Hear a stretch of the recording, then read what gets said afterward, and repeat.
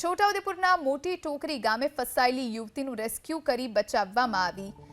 કરા નદીમાં અચાનક પાણી વધી ગયું, જેથી યુવતી નદીની સામેની તરફ રહેલી ટેકરી પર અટવાઈ ગઈ હતી, જેથી લોકો એકત્ર થયા। સાથે જ ફાયર વિભાગની ટીમ અને સ્થાનિક તરવૈયાઓ સ્થળ પર પહોંચ્યા। 3.5 કલાકના રેસ્ક્યુ બાદ યુવતીને બહાર કાઢવામાં આવી। આ સમયે ક્વાંટ મામલતદાર સહિત પ્રશાસનની ટીમ ઘટના સ્થળ પર પહોંચી। તો આપ દ્રશ્યો જોઈ રહ્યા છો, રેસ્ક્યુ સમયના આ દ્રશ્યો છે, જ્યારે આ યુવતીને બચાવવામાં આવી।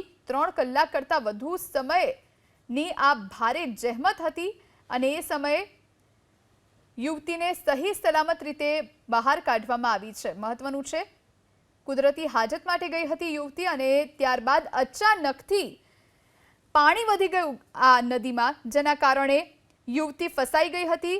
સરપંચે તુરંત પ્રશાસનને જાણ કરી। પ્રશાસનની ટીમ, એનડીઆરએફની ટીમ પહોંચી અને આ દ્રશ્યો, એક્સક્લુઝિવ દ્રશ્યો આપ એબીપી અસ્મિતાની સ્ક્રીન પર જોઈ રહ્યા છો। મહા મહેનતે 3 કલાક કરતાં વધુ સમયની મહેનતે આ યુવતીનો બચાવ થયો।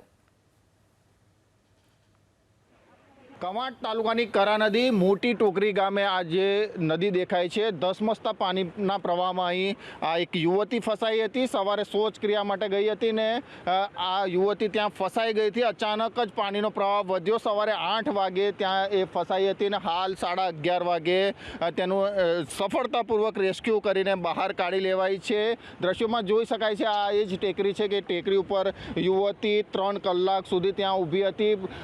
જે રેસ્ક્યુ માટે ગ્રામજનો અને છોટાઉદેપુર ફાયર વિભાગે 3 કલાકની જહેમત કરી બાદ યુવતીને સફળતાપૂર્વક બહાર લવાઈ છે। અત્યારે અહીં ઘટના સ્થળ ઉપર કવાંટ તાલુકાના મામલતદારશ્રી છે, આપણે એમની સાથે વાત કરીશું। સર, શું ઘટના બની હતી? ઘટનામાં સવારે અમને 8:30ની આસપાસ ડિઝાસ્ટર કંટ્રોલ રૂમ કવાંટમાં મેસેજ મળેલ કે કરા નદીમાં મોટી ટોકરી ગામે એક યુવતી ફસાયેલી છે, પાણીનો પ્રવાહ ખૂબ જ વધારે છે। તાત્કાલિક અમે અમારી જે ફાયર ટીમ છે છોટાઉદેપુર, એમને, પોલીસ વિભાગને અને અમારા જે એડિશનલ કલેક્ટર સાહેબ છે નોડલ ડિઝાસ્ટરના, એમને જાણ કરેલી। ત્યારબાદ ઘટના સ્થળે પહોંચી જતાં વરસાદ વધારે હતો અને પાણીમાં પ્રવાહ ખૂબ જ વધારે હતો। ફાયરની ટીમ આવી ગયેલી અને ફાયરની ટીમ દ્વારા અને ગામ લોકો દ્વારા એ ધસમસતા પ્રવાહની વચ્ચે ખૂબ જ જહેમત બાદ 3 કલાકની રેસ્ક્યુ મિશન કરેલ। એની અંદર દીકરીને સફળતાપૂર્વક ટેકરી ઉપરથી ગામમાં પાછી લાવવામાં આવેલી છે। દીકરી સહી સલામત છે, ઘરે પહોંચાડી દેવામાં આવે છે। તો લોકોને તમે શું સૂચના આપવા માંગો છો, કોઈ અપીલ કરવા માંગો છો? લોકોને અત્યારે એટલી ખાસ અપીલ છે કે ચોમાસું છે, આપણી જે નદીઓ છે કવાંટની અને બીજી અન્ય, એમાં ઉપરવાસથી વધારે વરસાદમાં ગમે ત્યારે પાણી આવતું હોય છે। તો લોકો દ્વારા ખાસ કરીને ચોમાસાની સિઝનમાં નદીના પટમાં જવાનું ટાળે।